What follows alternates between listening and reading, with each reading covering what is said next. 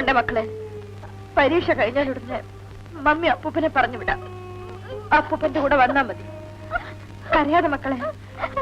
കുഞ്ഞിപ്പോ ഇവിടുന്ന് പോകുന്നത് അല്ലാതെ വേറെ മാർഗമില്ല നാണിയമ്മേ.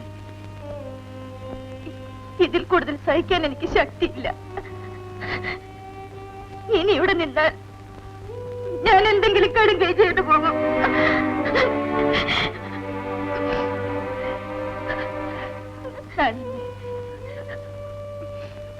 രാവിലെ കുട്ടികളെ സ്കൂളിൽ വിടണം.